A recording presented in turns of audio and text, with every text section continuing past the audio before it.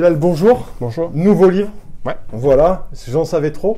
Première question que j'ai envie de vous poser. Président de club aujourd'hui investisseur, est-ce que c'est pas un sacerdoce encore plus lourd qu'aujourd'hui qu'hier dans le rugby ou le football Dans le contexte actuel, oui, parce que c'est le président de club aujourd'hui qui est capable de faire un prévisionnel, il est fort, quoi. C'est pas de la prévision, c'est de la prédiction en ce moment. Alors, on fait de la prédiction et la prédiction, ça n'a pas une grande valeur comptable. Ouais. Parce qu'effectivement, aujourd'hui, est-ce qu'il y a 10 ans, c'était mieux peut-être d'investir dans un club, on y perdait moins d'argent aussi, alors qu'aujourd'hui... Enfin, surtout en ce moment, c'est-à-dire que le modèle économique d'un club dans un stade vide et sans partenaire, c'est compliqué, quoi. Oui, effectivement. Oui. Ouais, ouais. Avec des mecs sur le terrain dont le salaire n'a pas changé, voilà, aujourd'hui, le président de club, il souffre. Ouais. Notamment dans le rugby, on parlait un peu quand même du rugby. Vous, en tant que président, il y a eu une évolution des salaires assez conséquente sur les 10 ans, par exemple. Oui, je veux dire, il y a 10 ans, un international français, ça coûtait un très bon joueur, un international, ça coûtait 10 000 euros, 12 000 euros, et 10 ans après, ça en coûte 35. Voilà, grosso modo, multiplié par 3.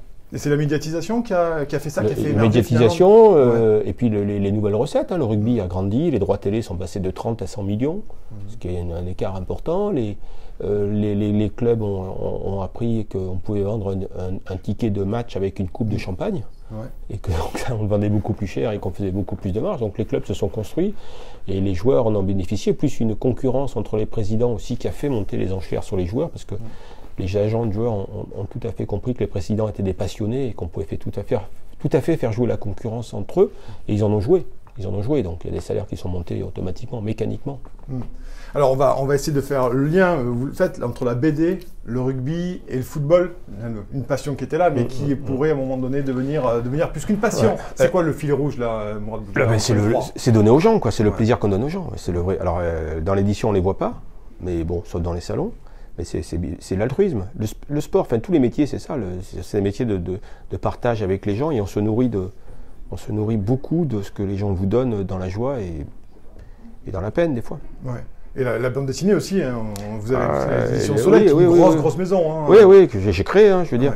Mais c'est du bonheur aussi quand vous avez des gens qui vivent, qui attendent la suite de ce que vous faites, qui attendent vos nouveautés, ils le vivent intensément. Car il y a des gens qui disent j'ai acheté un bouquin chez vous et j'avais un peu de soucis, j'ai passé une super demi-heure où j'ai tout oublié, voilà, c'est magnifique. Donc on est un peu pareil, à part que quand vous vendez un bouquin à 20 000 exemplaires, vous ne voyez pas les 20 000 personnes. Quand vous avez un stade à 20 000 personnes, vous les voyez. Ouais. La différence est là. Effectivement. J'ai envie qu'on parle également de l'Olympique de Marseille et surtout de Marseille en fait. C'est ça qui m'intéresse parce que j'ai lu pas mal d'interviews, je vous suis bien entendu, et vous avez une vision très identitaire de Marseille en tant que ville. On dirait même quand vous en parlez que c'est un pays, Marseille, au milieu d'un grand pays. Est-ce que finalement, vous pouvez nous en parler un peu de cette identité marseillaise? Marseille a réussi ce que la France a échoué, là où la France a échoué. À Marseille, vous avez des Blacks, des Rebeux, des Comoriens, il y en a un qui est très célèbre, des Feuges, des Arméniens, et ils ont tous leurs différences, mais ils sont tous Marseillais. Mais Marseillais, vous diront, je suis Marseillais. Et personne ne remet en doute ou en question le fait qu'ils soient Marseillais. Personne. En France, on n'arrive pas à ce que toutes ces différentes communautés, entre guillemets, parce que normalement on n'a pas de communauté dans un pays, non seulement à ce que eux disent tous je suis français, mais à ce que tout le monde dise ils sont français. Et Marseille, on y arrive. Voilà. Donc j'ai l'impression que par moment que l'identité marseillaise est plus forte encore que l'identité française. Et ce qu'a réussi Marseille, ça serait bien de pouvoir le réussir à l'échelle du pays. Voilà. Et effectivement, par un exemple, l'OM en est un club. Il y a plein de gens qui confondent l'OM et Marseille. Il y a des gens qui disent je vais à l'OM au lieu de dire je vais à Marseille. Donc il y a une vraie similitude entre les deux. Et ça serait un bel exemple quoi, de partir de ça et de construire autour de ça un engouement, un exemple, une passion, une histoire à raconter et qui termine par un exemple pour la France entière. Voir que l'identité marseillaise, elle peut se dupliquer à l'identité française. Alors, vous le dites, et je suis assez d'accord avec vous, finalement, c'est l'identité qui a fait une espèce d'agrégat, de communauté, de gens, de particularités. C'est ça le socle à Marseille, cette identité marseillaise qui passe finalement au-dessus des autres. Vous l'avez dit, qu'on soit comérien, maghrébin. C'est l'identité à la ville, à ses souffrances, qui est commune. Alors, contrairement à la France, où il y a une identité à une république qui est très forte, qui n'est pas toujours acceptée par tous, il y a beaucoup de gens qui pensent que la République ne leur appartient pas ou qui ne correspond pas à leur identité. Alors qu'à Marseille, tout le monde se dit, Marseille, l'identité marseillaise m'appartient, voilà, et surtout personne ne le remet en question, je veux dire. Il y a des mecs qui ont des têtes de rebeux, qui ont des têtes de black, avec un accent marseillais à couper au couteau, je veux dire, et la question ne se pose même pas, ils sont marseillais, voilà, ils sont marseillais, voilà, et en France, des fois on se pose la question de savoir est-ce qu'ils sont français, et eux-mêmes se la posent, pour certains, eux-mêmes se la posent, et je trouve dommage qu'il n'y ait pas une adhésion aussi forte. Comment Marseille a réussi cette magie d'avoir autant de diversité et à faire en sorte qu'ils soient unis autour d'une seule identité, c'est pas facile. Est-ce que finalement, c'est pas nos élites qui, depuis 20-30 ans, ont nié l'identité française et chacun, finalement, est allé au gré du vent de ses particularités, de ses aspirations, plus largement au niveau de la Plus largement, mais c'est aussi qu'il y a beaucoup de gens qui ont fait en sorte que d'autres ne s'identifient pas. Il y a des gens il y a beaucoup de gens qui ont plus regardé ce qui nous séparait que ce qui nous rassemblait. Et qui en ont fait un fonds de commerce de ce qui nous sépare. Et fatalement, il y a des gens, quand ils parlent, on ne se sent pas intégré à la République. Il y a des gens qui généralisent. Et il y a des gens surtout qui pensent qu'on n'est pas le fruit d'un parcours social, mais qu'on est le fruit d'un ADN. Et qu'il y a des ADN de voyous, et tout ça, ça crée des distensions dans le pays. Voilà. Et à Marseille, je veux dire, il n'y a pas un mec qui vous dira pas je suis Marseillais, et l'autre te dira t'es pas Marseillais, toi, ça n'existe pas. Ou alors s'il n'est pas Marseillais, c'est qu'il est vraiment pas Marseillais, il est parisien, c'est pire. Alors la loi sur le séparatisme du gouvernement présentée par Gérald Darmanin, est-ce qu'elle vous paraît aller dans le bon sens, cette loi, même si on faudra voir ce qu'il y a dedans quand même? Vous savez, la religion est quelque chose de particulier, et donc l'attitude des gens, c'est pas une loi qui la décidera. Voilà. Et la religion est quelque chose que chacun vit à sa façon à lui, et on ne pourra pas lui dicter de la façon à vivre. Alors maintenant, bien sûr que la loi sur le séparatisme essaie de faire avancer les choses, mais tant qu'il y aura des gens à qui on vend un idéal alors qu'ils n'en ont pas, on pourra faire les lois qu'on veut, les problèmes existeront. Voilà. Aujourd'hui, il y a des gens qui vendent un idéal à travers le Coran, par exemple, en disant, voilà, si tu dois lire le Coran, et moi je vais t'expliquer comment il faut le lire. Il ne faut pas le lire de cette façon-là, il faut le lire de cette façon-là. Je vais t'expliquer la bonne façon, et après ça va lui créer un idéal. Et tant que cette communauté, ces gens-là ne retrouveront pas un idéal dans la République qui leur permette d'être apaisés, et de pouvoir ensuite pratiquer leur religion de façon apaisée aussi, mais pas comme une façon de dire, moi je suis plus, moi j'ai un véritable idéal, on pourra faire les lois qu'on veut, ça ne changera pas. Et au-delà de tout ça, il y a le problème économique. On doit aussi ouvrir les yeux au-delà de la religion. On a aujourd'hui des gens qui, économiquement, n'auront jamais le niveau de vie qu'ils peuvent avoir s'ils rentrent dans le groupe. Voilà, parce qu'ils n'ont pas le niveau d'études et tout, et il y a toute une économie parallèle qui s'est développée. Il y a de vraies problématiques, je veux dire, il y a de vraies problématiques qu'il faut regarder en face, mais regarder de façon apaisée et de façon à plutôt rapprocher les gens, pas de façon à ostraciser et à montrer du doigt. Ça passe aussi par l'école et la méritocratie plus largement? Ça passe par l'école, pas par la discrimination positive, pour moi c'est une connerie, ça c'est régressé, mais ça passe aussi, vous savez, moi j'ai appris beaucoup de choses à l'école qui m'ont servi à rien. Par contre, je ne sais pas ce que c'était qu'une entreprise. Voilà. Et l'entreprise permet, c'est beaucoup de jeunes d'utiliser leur intelligence intuitive. Il y a beaucoup de jeunes qui ont une intelligence intuitive exceptionnelle, mais qui n'ont pas les outils pour l'utiliser. Alors peut-être qu'il faudrait leur donner des outils. Puis ensuite, l'urgence, c'est vraiment que ces gamins, cette jeunesse, se réapproprient la République. C'est la leur, il faut qu'ils l'intègrent. Voilà. La République française est la leur, elle leur appartient. Ils n'ont pas demandé pardon s'ils veulent se l'attribuer parce qu'elle leur appartient. Et il y en a plein qui ont l'impression de demander est-ce que je peux. J'ai organisé, moi, des tournois de cités, une espèce de top 14 des cités. Je veux dire, et j'imposais sur le maillot de chaque cité qu'il y ait le drapeau français. Et j'ai des gamins qui m'ont dit est-ce qu'on a le droit? J'ai dit mais bien sûr que tu as le droit, c'est ton drapeau. Voilà, donc il y a un vrai malaise qui se crée.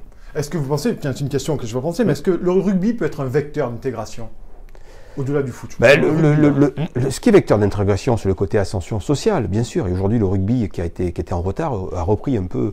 Et on voit beaucoup de diversité dans le rugby parce qu'il joue son rôle d'ascenseur social, qui était lié au fait que pour beaucoup, c'était un sport de bourgeois et qu'il y avait un problème qui ne représentait pas un ascenseur social. Avec la montée des salaires, ça c'est un petit peu. Mais le rugby, oui, le rugby a 4 règles qui correspondent bien aux valeurs dont on a besoin. Le respect de l'arbitrage, c'est le respect de la loi. le respect du maillot, c'est le respect du drapeau. Hein. Le rugby est le seul sport où pour gagner, il faut être différent.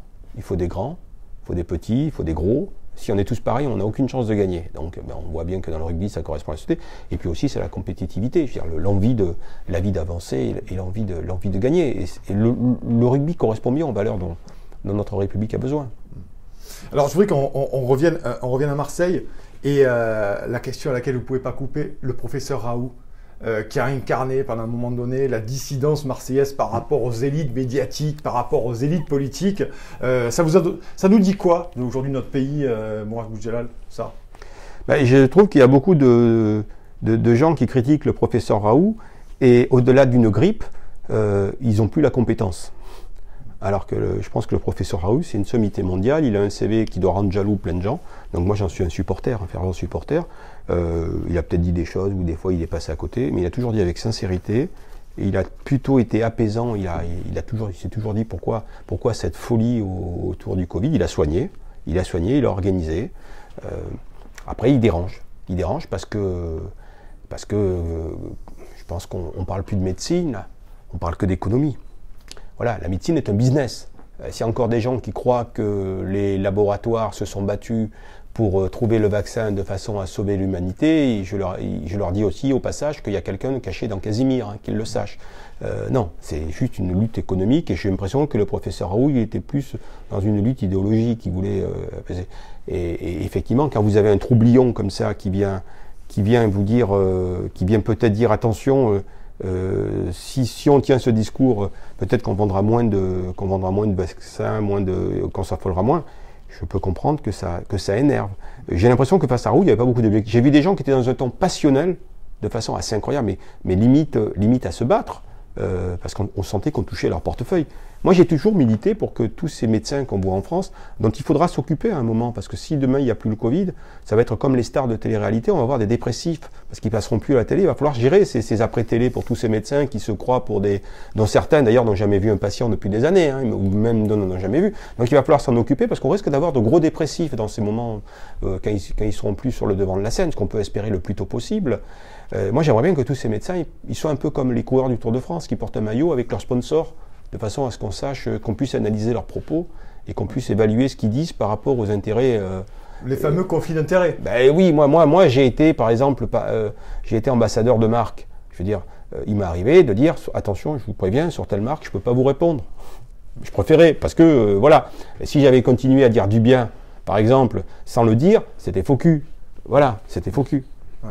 Donc effectivement, parce qu'on a entendu des choses sur Didier Raoult, vous le disiez, hein, vous disiez d'ailleurs des choses qui étaient limite. Moi, j'ai entendu un mec le critiquer, je ne sais plus sur quelle radio. Le mec c'était SOS Médecin, je respecte SOS Médecin, je veux dire, mais à quel moment il a la compétence pour le critiquer, à part s'il n'y avait pas eu le Covid, il n'aurait jamais pu être face à Didier Raoult. Je veux dire que le CV de Didier Raoult, c'est plus qu'impressionnant. Les gens, comme il a un personnage qui fait un peu farfelu, ils n'imaginent pas la reconnaissance mondiale que ce mec a. C'est pas, il parle de quelque chose qu'il connaît.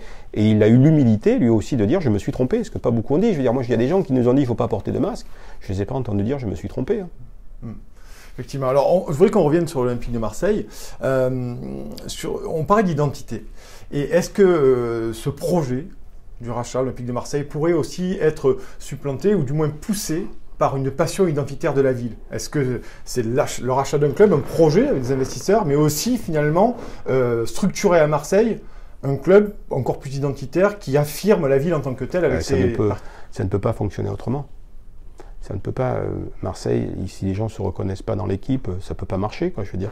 Si les gens ne s'identifient pas, ça ne peut pas marcher. À Marseille, particulièrement, il y a des villes où on peut, je veux dire, mais à Marseille, c'est impossible. Je veux dire, et il faut que les gens s'y reconnaissent et ils seront un peu plus indulgents si vous perdez déjà, s'ils se reconnaissent, un peu plus euphoriques si vous gagnez. Mais moi j'ai vraiment le sentiment qu'à Marseille, l'identité c'est la chose numéro 1 à créer. Sans ça, il n'y a pas de développement possible. Mais est-ce qu'il pourrait y avoir par exemple un projet comme à l'Atlético Bilbao, avec des joueurs que du cru? Marseille. La Méditerranée, je pense que Marseille doit être le club qui règne sur la Méditerranée et que chaque footballeur en herbe dans le bassin méditerranéen rêve de jouer à l'OM. Aller en Afrique du Nord, Marseille, Ça veut dire, Jean-Marie Le Pen avait une phrase qui m'avait beaucoup amusé, parce que la famille Le Pen a cette particularité, c'est que chaque membre de la famille qui arrive vous rend sympathique le précédent. Et Jean-Marie Le Pen avait dit Marseille est la première étape africaine du Paris-Dakar. Donc il avait à peu près compris, moi je trouvais ça rigolo. Et aller en Afrique du Nord, Marseille c'est leur équipe. Hein. Voilà. Vous allez en Algérie, vous allez au Maroc, c'est Marseille. Quoi. Voilà, quand Marseille joue, c'est eux qui jouent. Quoi. Voilà. Et Marseille doit aller chercher son espace là plutôt qu'aux États-Unis ou au Japon pour moi. En termes de supporters, vous l'avez dit, mais en termes de joueurs aussi, finalement, ça pourrait être le phare de la Méditerranée. S'il y a des bons joueurs, s'il y a des bons joueurs, autant qu'ils aillent dans une ville où ils vont avoir envie de mouiller le maillot à fond. Quoi. Moi, je crois encore dans ces valeurs de mouiller le maillot, même s'il y a beaucoup d'argent en jeu. Je pense que les joueurs de football sont aussi des compétiteurs et qu'ils ont envie de vivre des émotions fortes. Et à Marseille, elles peuvent être très fortes. Mais je ne suis pas président de l'OM et j'en suis plus que loin. Quoi. Moi, mais alors, on imagine, alors on va faire un peu de foot fiction, hein, on parle pas de fiction, de foot fiction, mais finalement, Marseille a besoin d'un président, ou du moins d'une équipe dirigeante, uniquement centrée sur ce projet-là. Ça ne peut pas être n'importe qui, finalement, si on est dans ce projet-là. Là, il y a Franck McCourt, on n'a pas l'impression qu'il soit quand même très enraciné dans le bassin méditerranéen, avec une volonté identitaire. Non, Franck McCourt, le matin, quand il se lève, il voit les soleils atlantiques, il ne voit pas la Méditerranée, lui, hein, depuis chez lui. C'est très beau, en plus, moi j'aime bien aussi, mais... oui, mais bon, aujourd'hui, il y a une équipe en place, il faut la respecter. Voilà, nous, on a fait une proposition il y a quelques mois, elle a été, je ne sais même pas s'ils nous ont répondu, ce qui veut dire non, quoi, voilà. Et aujourd'hui, on n'a pas de légitimité. Notre seule légitimité, c'est d'attendre. Et si une opportunité, une porte s'ouvre, d'être dans ceux qui réussissent à s'engouffrer dans la porte et ensuite de se battre pour y arriver. Mais pas plus aujourd'hui. Mais vous avez quand même une vision très, très opposée hein, de la direction actuelle du club. C'est-à-dire, elle va vraiment. Oui, j'ai une vision. On parle d'identité de Marseille, c'est vraiment ça. Moi, c'est comme ça que je vois les choses. Quoi. Ça ne veut pas dire que j'ai raison, mais c'est comme ça que je vois les choses. Voilà. Moi, je vois. Il me semble, j'essaie toujours de voir le point fort, quoi. Et surtout, il faut toujours jouer qu'à fait que ces points forts.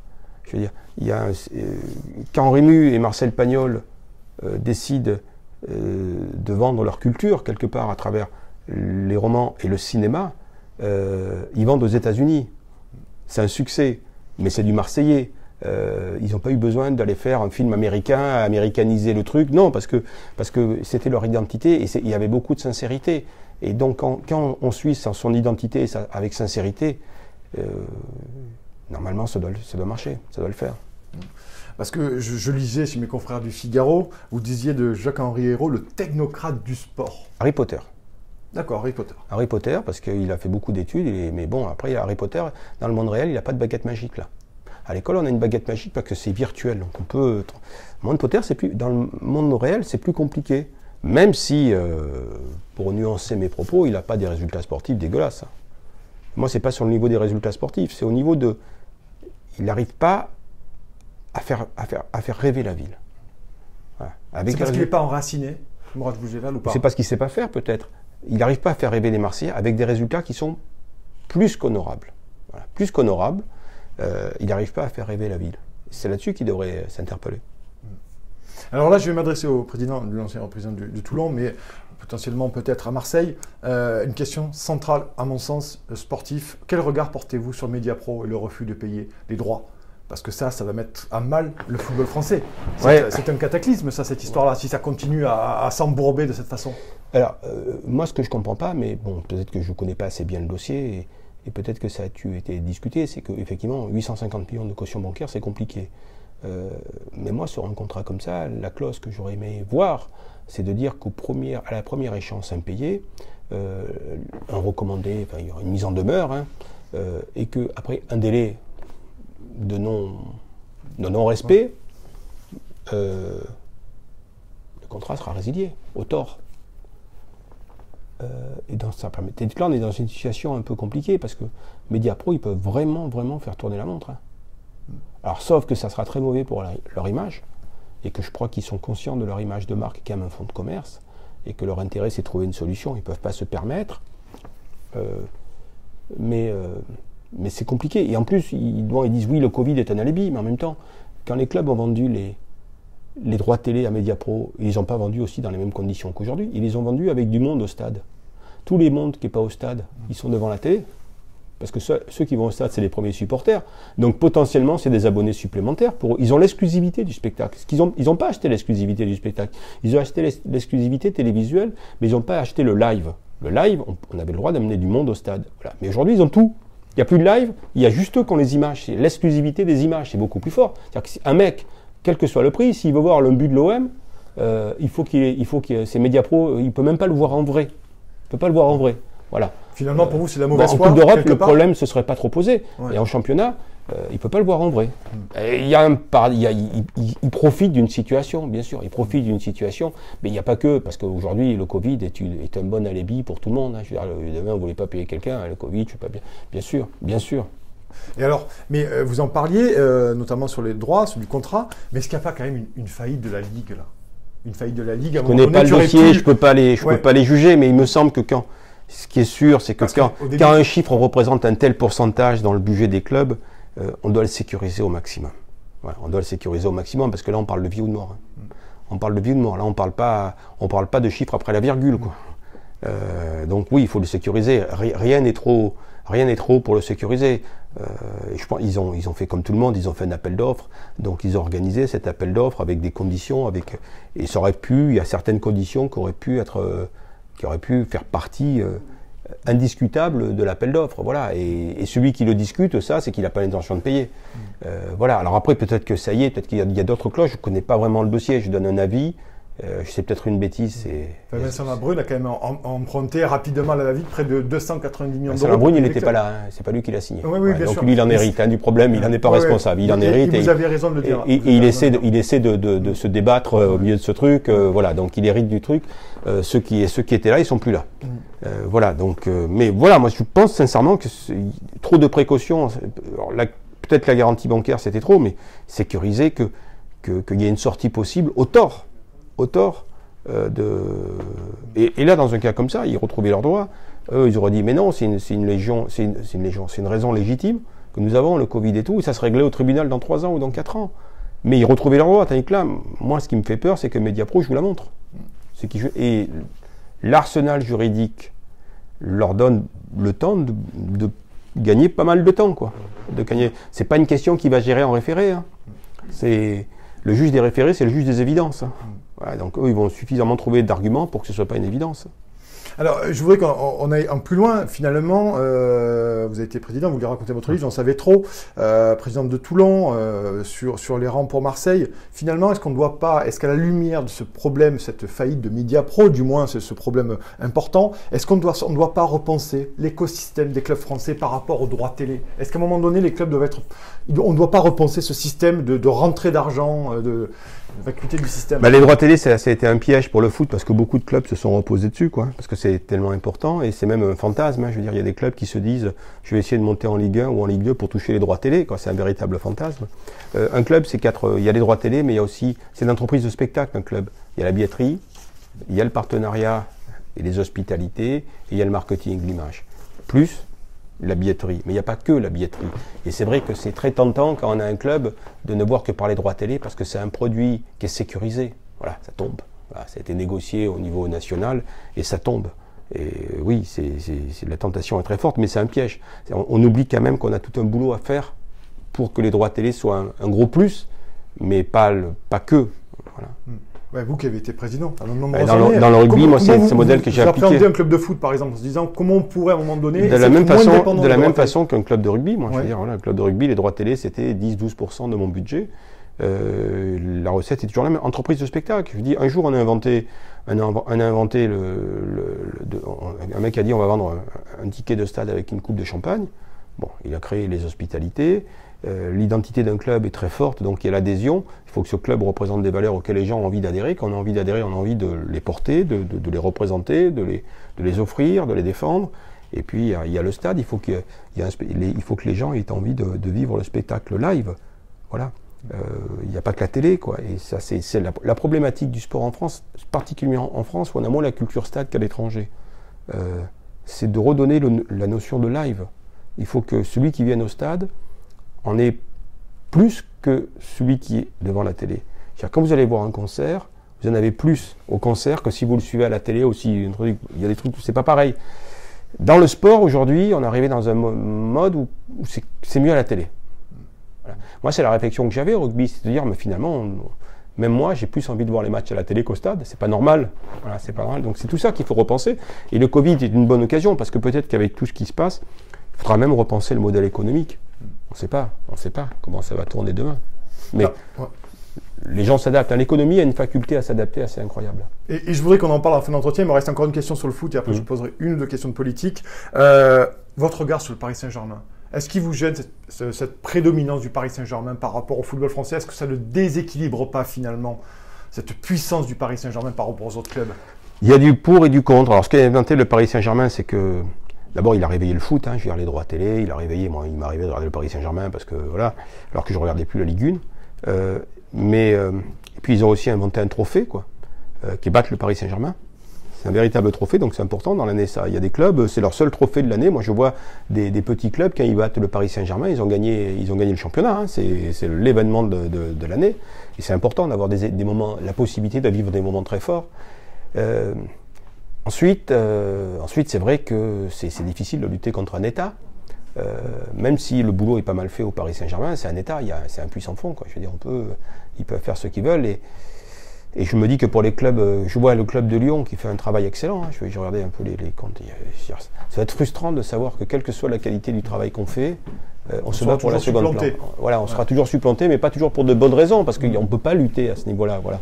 Donc la méritocratie, au boulot, au football, elle est un peu, parce que sur la méritocratie, un club comme Lyon aurait dû avoir beaucoup plus de titres de champion de France, c'est clair, sur le boulot que fait Jean-Michel Aulas. Après, j'ai cru comprendre que le Qatar, c'était jusqu'en 2022. Après, ils vont peut-être rester. Moi, vous savez, une année, il y avait Ancelotti à Paris Saint-Germain. Les gens me disaient, si Ancelotti s'en va, ça va être difficile. Je dis, oui, ça sera difficile, mais ça sera moins difficile que si c'est les Qataris qui s'en vont. Voilà. Voilà. Alors, deux dernières questions sur la politique. J'aimerais avoir votre avis sur les fractures aujourd'hui sociales, politiques, identitaires de la France. Rapidement, aujourd'hui, le pays il n'y a pas à feu à sang, ce serait exagéré, mais dans un état quand même très très compliqué. Quelle est votre analyse aujourd'hui, Mourad Boudjelal, de ce pays, ces manifestations, d'abord, cette pauvreté D'abord, c'est que le quinquennat d'Emmanuel Macron, c'est pas un quinquennat de tout repos. Il faut au moins lui reconnaître ça.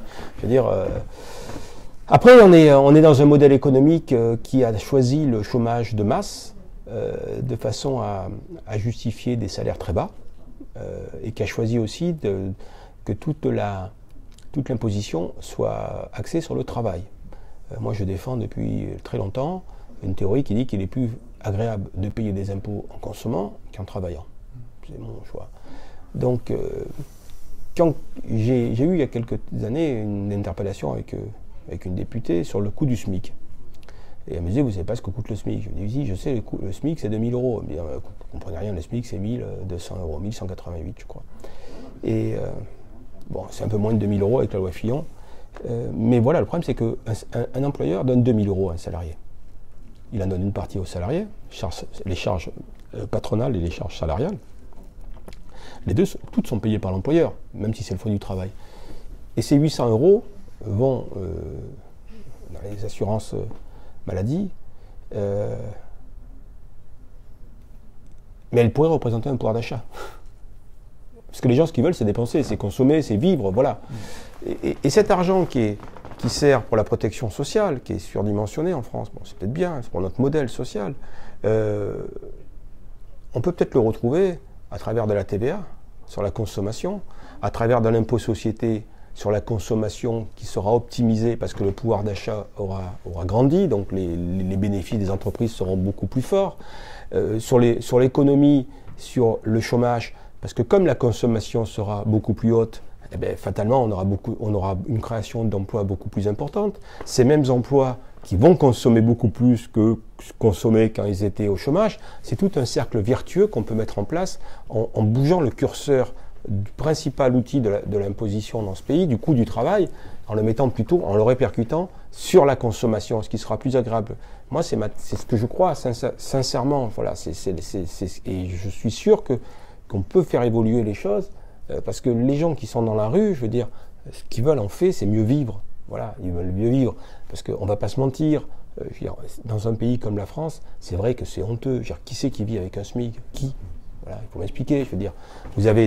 On a des loyers qui coûtent le prix d'un SMIC dans ce pays. Vous avez payé le loyer, il ne vous reste plus rien. Je veux dire, on a des retraités qui ont cotisé toute leur vie, ils ont des montants qui font honte, on manque de respect à nos retraités. Je veux dire, qui peut vivre avec ça? Après, bon, c'est vrai que les hommes politiques se mettent à l'abri, c'est leur souhait premier hein, de tout ça, donc ils sont très loin. Mais je veux dire, c'est juste scandaleux de voir aujourd'hui le niveau de vie qu'il faut dans ce pays. Et en plus, on a reporté sur la problématique, sur l'entreprise, en disant c'est les patrons. Non, c'est faux, c'est faux tout ça, je veux dire. C'est faux. Je veux dire, aujourd'hui, plein de patrons seraient prêts à changer ce modèle de façon à avoir des employés plus heureux. Je veux dire, voilà. Bon, le choix qui est fait n'est pas le bon. Et sur la fracture, il y a aussi une fracture identitaire qui est très forte aujourd'hui. Et je trouve que le pays se comporte très bien. Moi, je suis fier d'être français. Parce qu'avec tout ce qui s'est passé, Charlie Hebdo, les attentats et tout, je veux dire, il n'y a pas spécialement de montée de racisme. Les Français se comportent vraiment très bien. Ils sont adultes, ils sont lucides. Alors, il y a certains qui essaient quand même de les monter. Mais je trouve que, grosso modo, le pays se comporte très très bien. Voilà.